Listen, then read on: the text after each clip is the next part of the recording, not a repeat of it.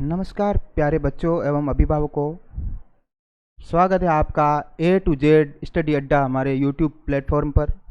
इस पर बच्चों को जवाहर नवोदय विद्यालय, मिलिट्री स्कूल और सैनिक स्कूल्स की तैयारी करवाई जा रही है। आज का हमारा टॉपिक है नंबर सिस्टम। अंक ये 0, 1, 2, 3, 4, 5, 6, 7, 8 तथा 9 को गणित में अंकों की परिभाषा दी गई है। इन अंकों के द्वारा विभिन्न संख्याओं का निर्माण किया जाता है, जैसे 10, 123, 456, 789 इत्यादि। संख्या प्रणाली। संख्या प्रणाली में मुख्यतः दो प्रकार की प्रणाली निहित होती है। एक है दाशमिक अंकन प्रणाली, दूसरी है रोमन अंकन प्रणाली। दाशमिक अंकन प्रणाली डेसिमल नंबर सिस्टम, क्योंकि इसमें 0 से 9 अर्थात 10 अंक होने के कारण इस दाशमिक अंकन प्रणाली कहा जाता है। इस प्रणाली में संख्याओं को दो प्रकार से लिखा और पढ़ा जाता है। दाशमिक अंकन प्रणाली में कितने प्रकार से लिखा जाता है? दो प्रकार से लिखा जाता है, अंतर्राष्ट्रीय संख्या प्रणाली, भारतीय संख्या प्रणाली। पहली है भारतीय संख्या प्रणाली और दूसरी है अंतर्राष्ट्रीय संख्या प्रणाली। अब अपन आते हैं, जैसे संख्या कोई लिख लेते हैं, कितने भी डिजिट की यूँ लिख दें अपन। इसको अपन पढ़ते हैं भारतीय संख्या प्रणाली में किस प्रकार से पढ़ते हैं? इकाई, दहाई, सैकड़ा, हजार, 10,000, लाख, 10 लाख, करोड़, फिर आगे 10 करोड़ यूँ बढ़ते जाते हैं। और इसकी पहचान क्या है? अंतिम 3 अंकों के बाद कोमा, फिर 2 अंकों के बाद कोमा चलता रहता है। और इसी संख्या को यदि अपन अंतर्राष्ट्रीय संख्या प्रणाली में पढ़ें तो कैसे पढ़ेंगे? तो इसमें आता है इकाई, दहाई, सैकड़ा, हजार, 10,000। यहाँ इसमें 10,000 के बाद में 100,000 हो जाता है। यहाँ पर विशेष इंपॉर्टेंट बात आती है, 100,000 हो जाता है, फिर मिलियन, बिलियन, इस प्रकार से पढ़ते हैं। और इसकी विशेष खास बात ये है कि 3 अंकों के बाद इसमें कोमा लगता है।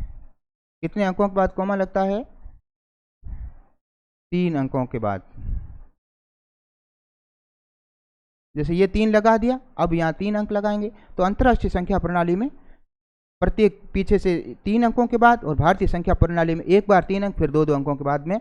अब कंप्यूटर में अपन जब कभी भी कैलकुलेशन करते हैं कैलकुलेटर में, तो वो यही प्रणाली में आता है। आप देख लेना, 3 अंकों के बाद में आगे लगता है। अब यहाँ बोलेंगे 3 अंक नहीं है तो इसको 0 मान कर अब यहाँ 3 लग जाता, संख्या वही है, मान वही रहेगा। आगे भारतीय संख्या प्रणाली के अंतर्गत संख्याओं को उनके स्थानीय मानों के अनुरूप पढ़ा और लिखा जाता है। इन संख्याओं को नीचे दी गई तालिका के अनुसार पढ़ा जाता है। अब आती बात स्थानीय मान। यही संख्या मान ले स्थानीय मान, जैसे इसका 8 का स्थानीय मान 8 है, ये इकाई के अंक पे है। ये दहाई के अंक पे है तो 30, ये सैकड़ा के अंक पे है तो 900, ये हजार के अंक पे है तो 4000। यानी किस स्थान पे? स्थानीय मान। अपने को नाम से ही पता चल रहा है स्थानीय मान क्या होता है। जैसे किस स्थान पे, उसका इसको इंग्लिश में बोलते हैं प्लेस वैल्यू, यानी प्लेस, है ना। किस स्थान पे इकाई, दहाई, सैकड़ा करके आएंगे, उसका जो होगा।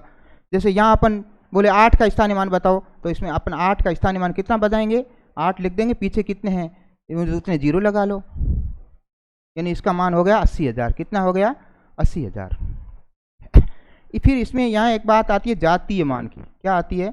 जातीय मान, जिसको बोलते हैं फेस वैल्यू। इससे आगे प्रश्न निर्माण होंगे। जातीय मान या फेस वैल्यू, जो अंक होगा वही उसका जातीय मान रहेगा। जैसे यहाँ पे कोई भी संख्या का पूछे 3 का जातीय मान क्या है तो 3 ही रहेगा, 9 का जातीय मान क्या है तो 9 ही रहेगा। यानी जातीय मान, जो अंक दिख रहा है वही उसका जातीय मान है। अब अपन इसके साथ साथ में और पूछ लेता है कि पूर्ववर्ती संख्या। पूर्ववर्ती संख्या, पूर्व का मतलब पहले। जैसे कोई संख्या पूर्ववर्ती पूछे तो उसमें -1 करके पूछ लेंगे अपन, -1 निकाल लेंगे।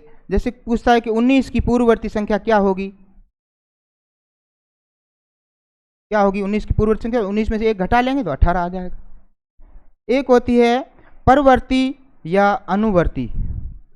क्या बोलती हैं? परवर्ती या अनुवर्ती। इसमें क्या करते हैं, इसमें +1 कर लेंगे, है ना। जैसे यही 19 की परवर्ती संख्या पूछता, है ना, यही मान लो, यही अपन 19 लिखते हैं, इसकी अनुवर्ती पूछ लेता तो इसमें अपन एक ऐड कर लेंगे तो 20 हो जाएगा। तो इस प्रकार से ये संख्याएं पूर्ववर्ती और परवर्ती चलती है।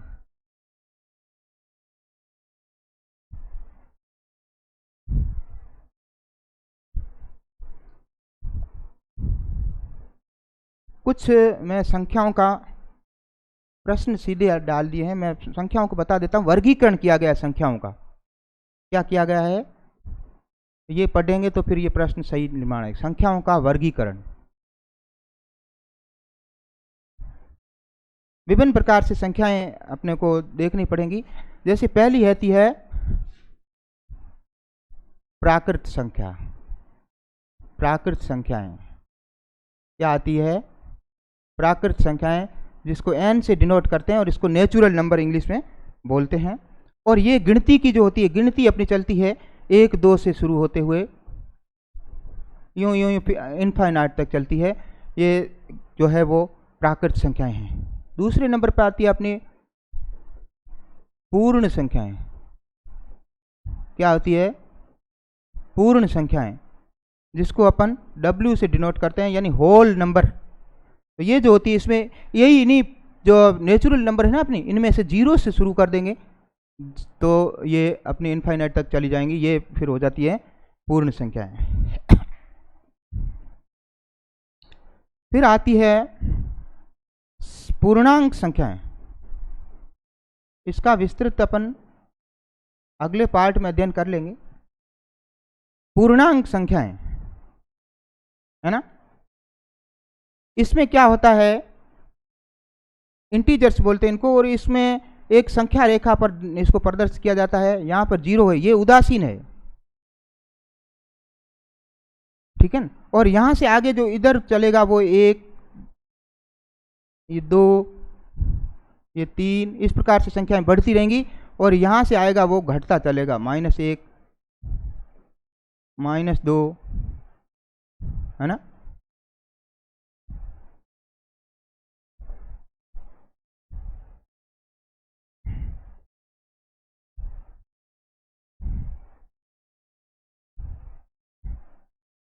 ये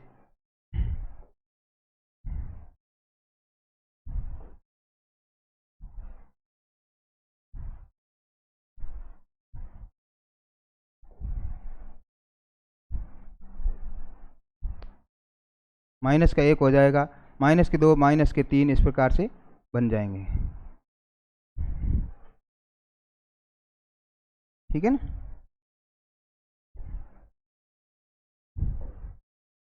फिर अपना आता है सम संख्याएं, जिसको इवन नंबर बोलते हैं, इसको इंटीजर्स बोलते हैं, ये इवन नंबर हो जाएगा। सम संख्याएं, जिसका इसमें क्या है, इकाई अंक क्या होता है, इकाई अंक जो है वो 0, इकाई अंक होना चाहिए 0 2 4 6 8, बस ये इकाई अंक दिखे तो वो सम संख्या मान लेना। जैसे 36 कुछ सम संख्या है क्या, अपने को इनमें से देखना, इकाई अंक लास्ट वाला 6 है, बिल्कुल ये है। और कोई पूछ रहा है ये, तो इसमें इकाई अंक इनमें से नहीं है, 9 आ रहा है, इस वजह से ये नहीं है। विषम संख्याएं, विषम संख्याएं, जिसको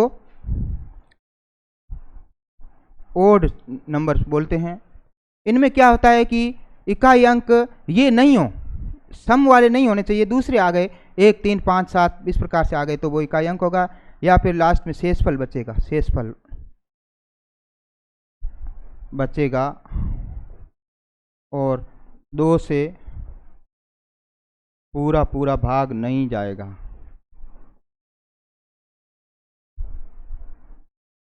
ये इसकी ये हो गई।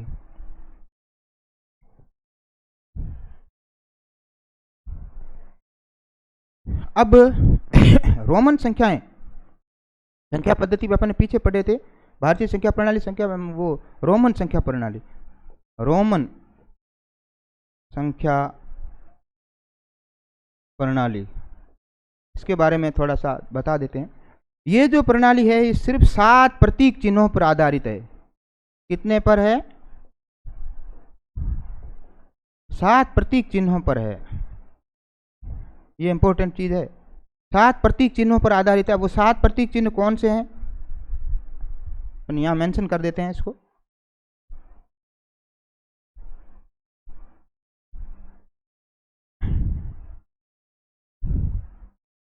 ये पहला है आई, ये एक को बताता है, V, I, V, X, L, C, D, M, ये 7 प्रतीक चिन्ह है। आई जो है वो 1 को शो करता है, वी 5 को, एक्स 10 को, सी एल 50 को, सी 100 को, डी 500 और एम 1000 को प्रदर्शित करता है। और इन्हीं के साथ, ठीक है ना, अपने को ये ध्यान रखना पड़ता है कि वी, एल और डी, ये है ना वी, एल और डी, ये कभी भी न तो पुनरावृत्ति इनकी होती है और न ये किसी संख्या में घटते हैं। बाकी कोई इधर बाएं से अपन घटाएंगे, बाएं से कोई ये रखेंगे छोटा मान तो घट जाएगा, और छोटे मान को दाएं रखेंगे बाकी वालों में से तो वो जुड़ जाएगा। अब अपन आते हैं अपने प्रश्नों पर।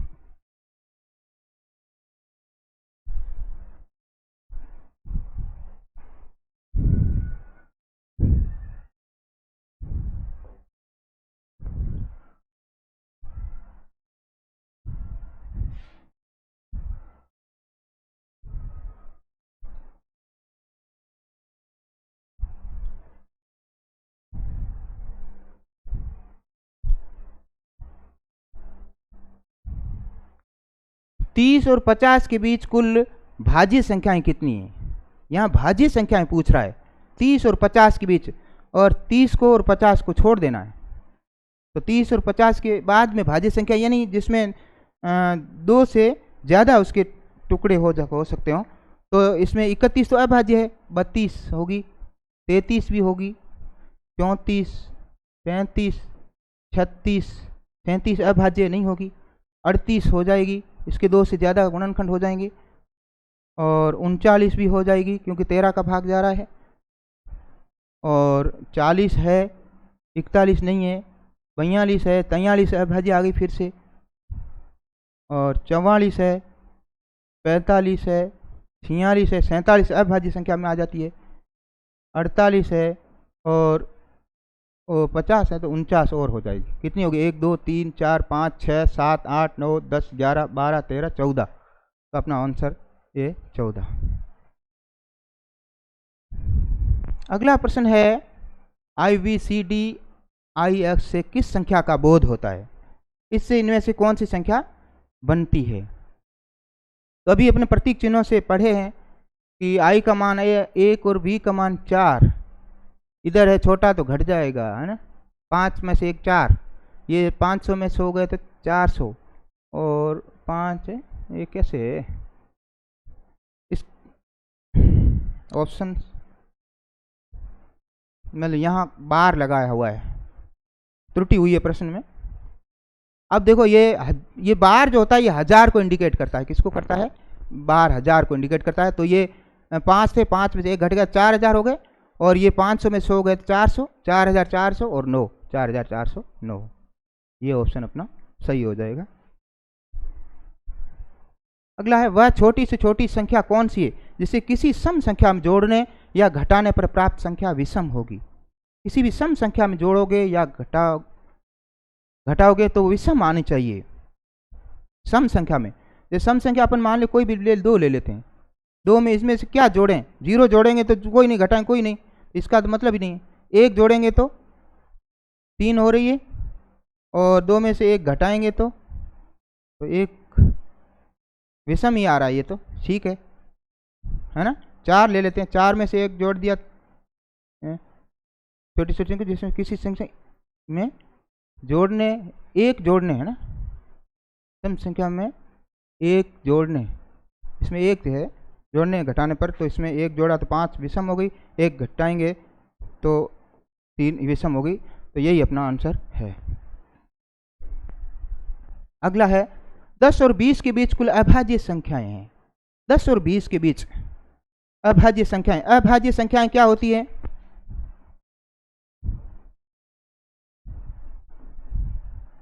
नाम से ही पता है कि अभाज्य, जिनके दो ही गुणनखंड हों। क्या है?